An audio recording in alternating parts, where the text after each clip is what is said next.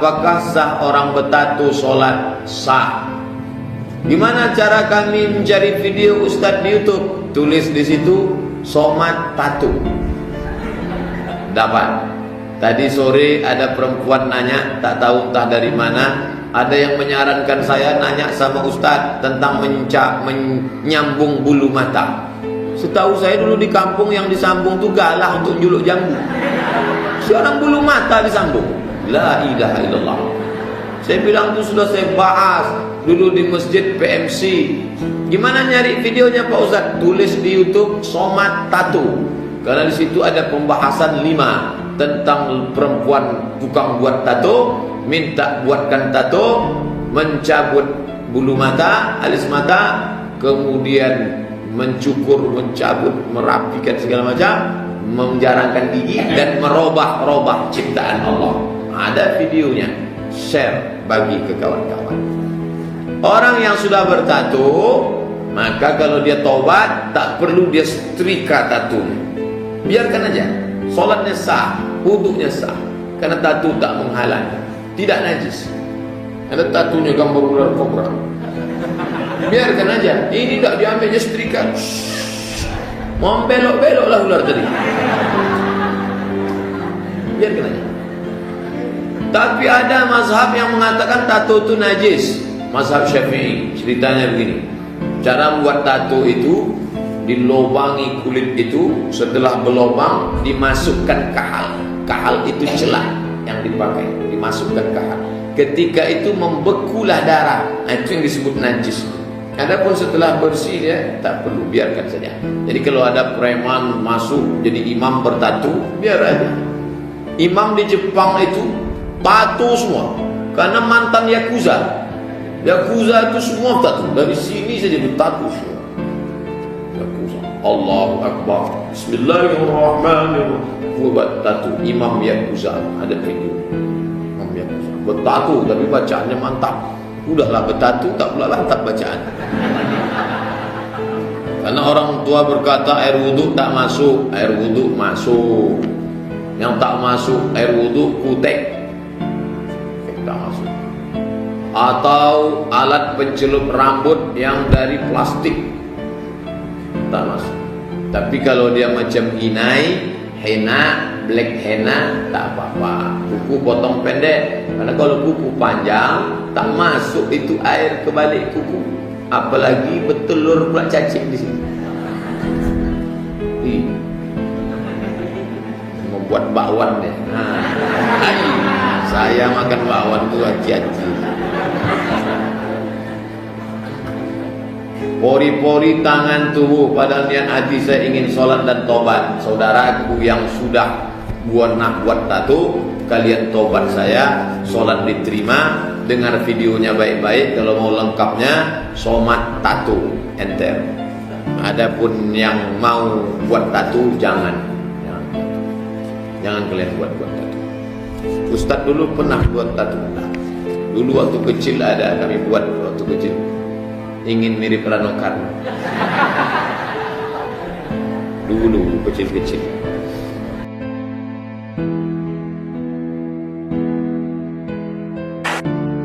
Bagaimana cara mempertahankan spirit hijrah pada saat ini dengan kondisi yang sangat dinamis Pak Ustadz? Setelah hijrah berjamaah, setelah berjamaah istiqomah, setelah istiqomah husnul khotimah. Sudah hijrah? Alhamdulillah. Jangan lupa berjamaah, jangan sendirian, jangan sendirian. Karena yang sendirian itu jomblo. Tapi tetap berjamaah, apapun nama jamaahnya datang. Komunitas pejuang subuh, komunitas Al-Azhar, komunitas apapun, berjamaah. Hijrah, berjamaah, istiqomah, pasti husnul khotimah. Itu janji Allah SWT. Allah kalau sudah berjanji, innaka la tukhliful mi'ad. Kalau malam-malam komunitas tiba-tiba datang nelpon, udah sholat tahajud belum? Kamu kok belum pakai celana panjang nutup aurat, anakmu kok nggak pakai hijab? Jangan marah. Ini sekarang banyak orang kalau ditegur sama komunitas dakwah, urus aja surgamu, jangan urus nerakaku. Langsung dibuat baju kaos di belakang, urus surgamu, jangan urus nerakaku. Kalau ada teman kita ngajak tahajud malam, dia ingin masuk surga bersama. Aku sebetulnya bisa masuk surga, cuman kalau nggak ada lo nggak rame, beb. Itu tanda dia sayang. Jangan marah. Saya malah senang sekali kalau ada jamaah WA malam, Ustadz, di tengah malam yang Masya Allah khusyuk ini aku mendoakan engkau Pak Ustadz. Sebetulnya dia mau ngecek juga, ini Ustadz tahajud apa enggak. Hijrah, berjamaah, istiqomah, husnul khatimah.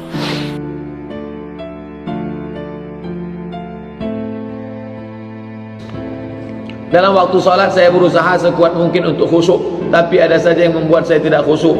Kadang kepikiran inilah itulah yang tetap mencoba untuk khusyuk. Bagaimana tips supaya salat khusyuk? Sebelum salat, dari mulai ada pemanasannya. Dari mulai wudunya sudah mulai, ketika membasuh tangan keluar dosa dari tangan, ketika membasuh mulut keluar dosa dari mulut, ketika mengusap wajah keluar dosa dari kelopak biji mata, ketika mulai khusyuk dijaga, menjawab seruan azan, menutup dengan doa wasilah, tidak membunyi-bunyikan tangan, menjaga.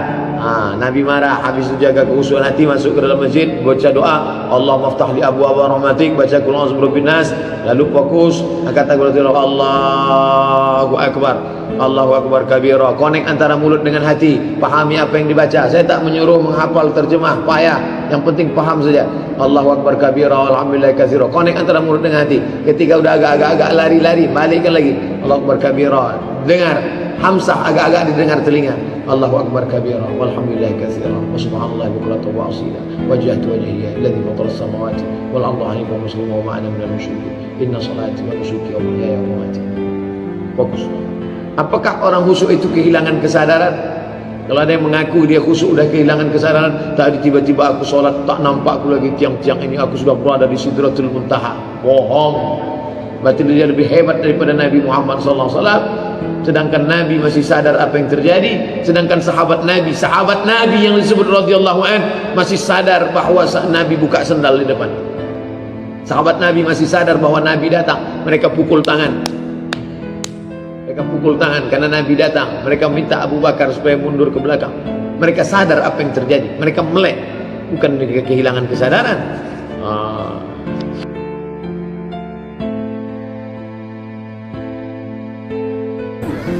Bagaimana melunakkan hati anak yang keras hatinya? Saya sedang ceramah di Medan, nginap di hotel di depan Istana Maimun. Kata mak saya tahun 2017, 5 tahun yang lalu, kata mak saya, kawanku mau datang, ayolah aku kawani nanti di lobi. Ya, datanglah kawannya. Saya biarkan orang berdua nih ngobrol. Saya duduk di situ. Kawannya bertanya, anak kau ini apa kau doakan? Kata mak saya, aku tiap malam anakku ini membacakan Fatihah. Berapa kali? 100 kali tiap malam. Mak saya itu kalau jam 2 malam dia bangun, sholat tahajud, membaca Quran. Qurannya sampai sekarang ada sebesar meja di Quran. Karena dia udah tua, umur 70 tahun, matanya rabu. Saya belikan Quran. Buku zikirnya 1 koper, saya simpan sekarang. Saya simpankan koper khusus, isinya Quran, buku zikirnya, tasbih, telekungnya, sajadah. Kalau saya rindu, saya buka, saya peluk, saya cium, menghilangkan rindu saya pada mak saya. Tiap malam dibacakannya saya 100 kali Al-Fatihah. Dikirimnya saya ke Mesir 4 tahun tak balik-balik. Habis itu ke Maroko 2 tahun. Saya tanya dia, tak rindu mak dengan aku? Rindu. Kenapa dikirim aku jauh-jauh? Karena kalau kau tinggal di Pekanbaru nih sama aku, nanti kau jadi hantu, nanti kau nakal. Itu maka aku suruh kau pergi jauh-jauh. Jadi sayang sama anak itu bukan diletakkan celah ketiak, didoakan. Beberapa bulan yang lalu datang jamaah Ustaz Somad. Dulu waktu emak Ustaz hidup, saya selalu singgah ke rumahnya. Apa kata dia, Bu? Kata dia, kalau Somad itu sudah tidur jam 2 malam, aku berzikir, berdoa, ku zikirkan dia la ilaha illallah, doakan dia pada Allah. Berapa kali zikirnya? Kadang 1000 kali, kadang 2000 kali. bertasbih la ilaha illallah, la ilaha illallah, la ilaha illallah. Macam mana anak hatinya mau lembut? Mana? Doakan anak-anak kita, bacakan Al-Fatihah banyak-banyak, bacakan la ilaha illallah, bacakan sholawat, banyak berdoa. Ya Allah, lembutkan hati anakku ya Allah. Lembut itu bukan berarti melambai. Lembut itu maksudnya hatinya lembut menerima tausiah, itu hati lembut, bukan cakapnya lembut. Kalau lembut saya tak ada lembut-lembutnya. Mana pernah saya lembut? Ibu-ibu, apa kabar semua? Itu Ustaz pencong tuh. Lembut artinya lembut menerima kebenaran. Bagaimana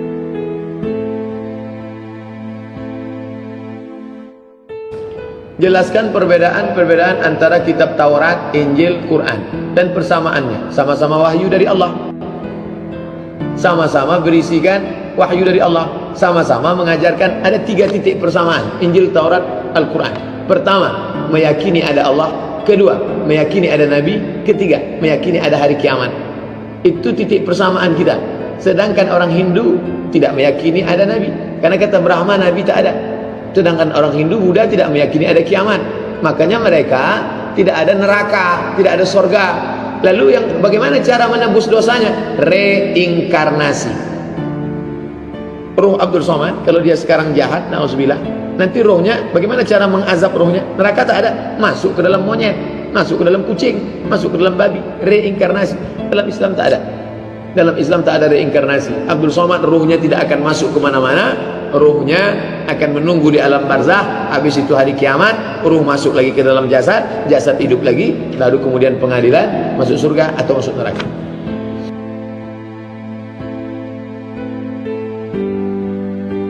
Bagaimana kalau kita punya usaha, punya karyawan tidak mau sholat? Apakah apalagi hari Jumat dia tidur? Siapa yang berdosa Pak Ustaz?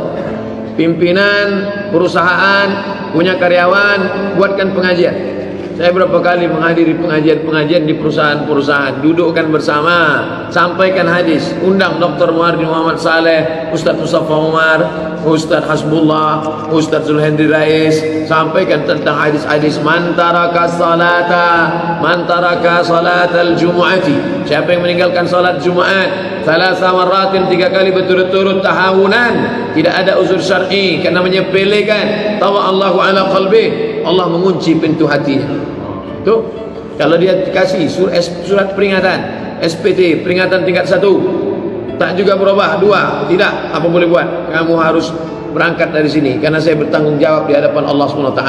Kita tidak hanya bertanggung jawab terhadap kinerjanya, tapi juga kullukum ra'in, setiap kamu pemimpin, wa kullukum mas'ulun an ra'iyatih, setiap kamu akan bertanggung jawab di hadapan Allah Subhanahu wa taala.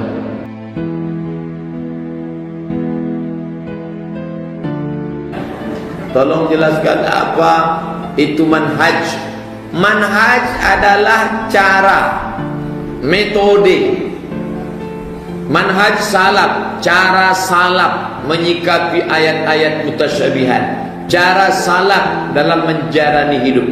Kita ini mengikut manhaj salaf. Iya, saya ikut manhaj salaf, manhaj Imam Syafi'i, manhaj Imam Hanbali. 4 imam mazhab itu salaf. Salaf itu apa Pak Ustaz? 3 abad pertama, abad 1, abad 2, abad 3 salaf. Imam Syafi'i salaf, karena dia meninggal tahun 204. Imam Bukhari salaf, karena dia meninggal tahun 256. Abdul Somad itu bukan salaf karena dia mentakwil ayat-ayat mutasyabihat. Imam Bukhari aja mentakwil. Wa yabqa wajhu rabbika dzul jalali wal ikram. Kullu man 'alaiha fan. Semuanya binasa. Wa yabqa wajhu, yang tinggal wajah Tuhanmu. Gimana? Semuanya hancur, yang tinggal wajah Tuhanmu. Jadi Tuhan itu hancur, tinggal wajahnya aja. Maka itu ditakwil. Apa takwilnya kata Imam Bukhari? Wa yabqa wajhu, yang kekal wajahnya. Mulkuhu, kuasanya. Imam Bukhari mentakwil. Mazhab Pak Ustaz, mazhab adalah pendapat ulama dalam mengambil istinbat hukum. Imam Bukhari, Imam Syafi'i, begini cara dia mengistinbat hukum dari Quran dan hadis. Nah, ini tentang masalah manhaj dan mazhab. Buka buku 37 masalah populer dalam pembahasan mazhab.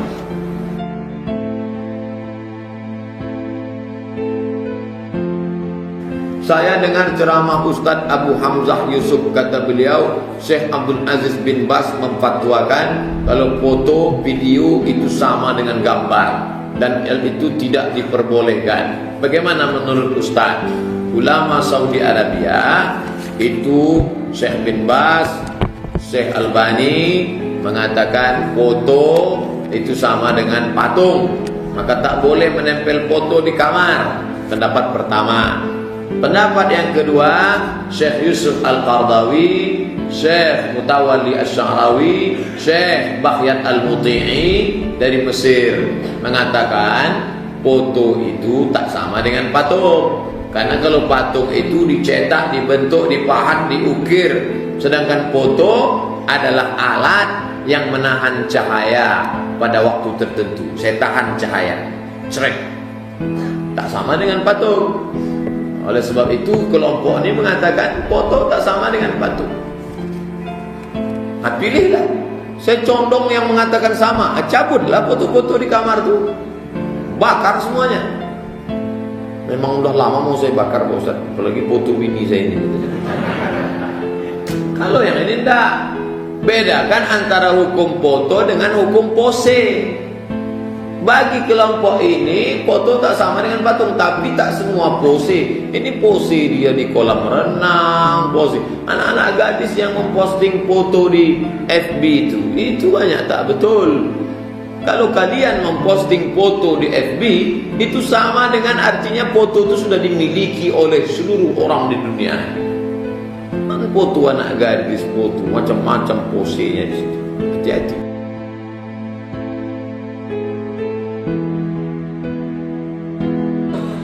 Apa hukum orang melewati orang sedang sholat di Makkah darurat? Laki-laki dengan perempuan sholat bersentuhan batal apa tak batal? Batal. Tapi kalau sedang tawaf darurat di Makkah, orang hukum Makkah tak bisa dibawa ke musola kita. Hukum di Masjidil Haram tak bisa dibawa karena di situ darurat tingkat tinggi. 4,7 juta orang berkumpul di tempat yang sama dari seluruh penjuru dunia.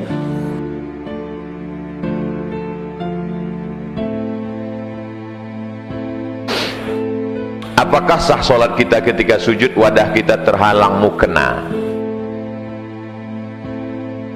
Ada seorang laki-laki solat di atas gurun pasir yang panas.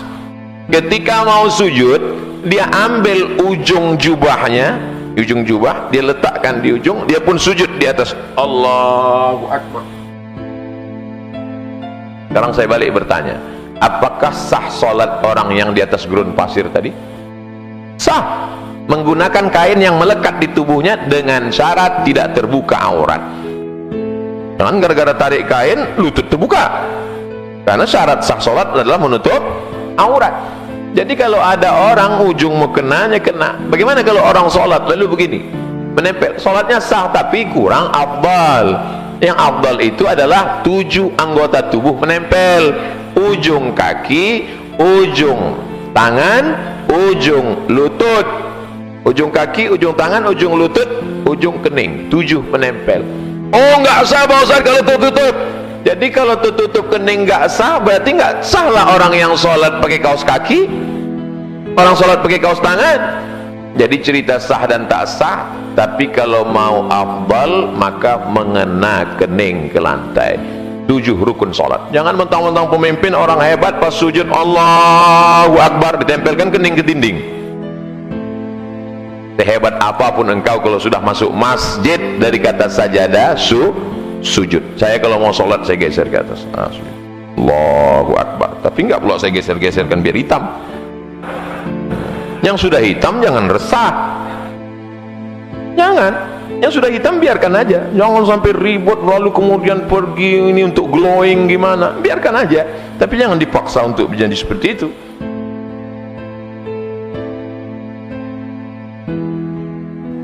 Terima kasih perhatian Bapak Ibu. Mohon maaf di akhir majelis. Ala hazihin niyah. Al-Fatihah. A'udzu billahi minasyaitonir rajim. Bismillahirrahmanirrahim. Alhamdulillahi rabbil alamin. Arrahmanir rahim. Maliki yaumiddin. Iyyaka na'budu wa iyyaka nasta'in. Ihdinas siratal mustaqim. Siratal ladzina an'amta 'alaihim ghairil maghdubi 'alaihim waladdallin. Amin. Ya Syafi, wahai yang Maha menyembuhkan. Ya Kafi, wahai yang Maha mencukupkan. Ya Mu'afi, wahai yang Maha menyehatkan.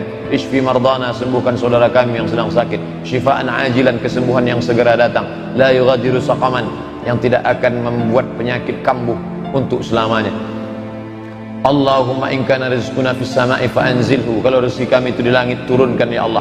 Wa in kana fil ardi fa akhrijhu, kalau dia di dalam tanah keluarkan ya Allah. Wa in kana ba'idan faqarribhu, kalau dia jauh maka dekatkan ya Allah. La tada' lana dzamban illa ghafartah, segala dosa kami ampunkan ya Allah. Wala aiban illa satartah, aib cacat kami tutupi ya Allah. Wala musafiran illa wasaltah, yang musafir sampaikan ke tujuannya ya Allah. Wala hajatan min hawaiji dunya wal akhirah, segala hajat kami di dunia dan di akhirat. Laka ridha wa lana fiha salah, baik hajat kami itu di dunia dan di akhirat. Illa qadaitaha wa yassartaha, maka mudahkanlah ya Allah. Rabbana ikhtim lana bi husnil khatimah, tutup umur kami dengan husnul khatimah. Wala takhtim alaina bi su'il khatimah, jangan tutup dengan su'ul khatimah. Rabbana atina fid dunya hasanah wa fil akhirati hasanah wa qina adzabannar. Wa sallallahu ala sayyidina Muhammadin wa ala alihi wa sahbihi wa sallam. Walhamdulillahi rabbil alamin. Taqabbalallahu minkum minna